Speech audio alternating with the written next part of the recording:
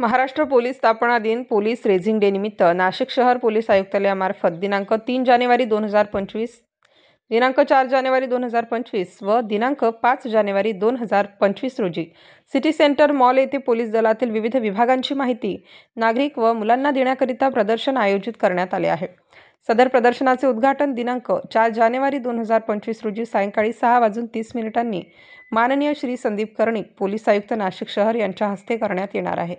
सदर प्रदर्शनादरम्यान मुलांना बिनतारी संदेश वायरलेस वॉकी टॉकी यंत्रणेची माहिती देण्यात येणार असून सदर यंत्रणा मुलांना हाताळण्याकरिता देखील देण्यात येणार आहे।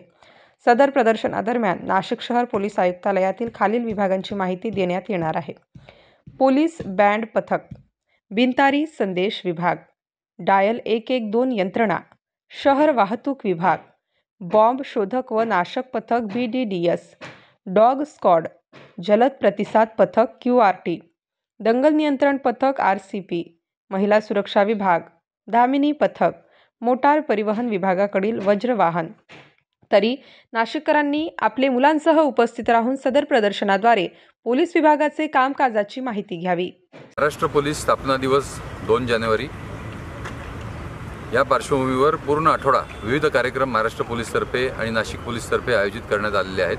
त्याचमध्ये हा मॉर्निंग वॉक विथ सिटीजन्स हा उपक्रम आम्ही घेतलेला आहे सिटीजन कनेक्टसाठी। हा उपक्रम नाशिक शहरामध्ये 35 ठिकाणची जी जॉगिंग ट्रॅक्स आहेत, वॉकिंग ट्रॅक्स आहेत आणि जे गार्डन्स आहेत तर त्या ठिकाणी घेण्यात आला।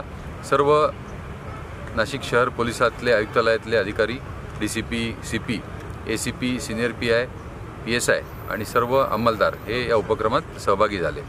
त्याचबरोबर नाशिक पोलीसमार्फत जो स्थापना दिवसाचा आठवडा साजरा केला जात आहे तर त्याच्यामध्ये विविध कार्यक्रम जसे काल पोलीस परेड ग्राउंडवर सर्व शालेय विद्यार्थ्यांना बोलावून परेडचा त्यांना अनुभव देण्यात आला। विविध शस्त्र कशी चालवायची आणि शस्त्र काय असतात याबद्दल त्यांना मार्गदर्शन करण्यात आले। त्याचबरोबर जे QRT क्विक रिस्पॉन्स टीम्स म्हणजे अँटी टेरर ऑपरेशन्सचा डेमो त्यांना देण्यात आला।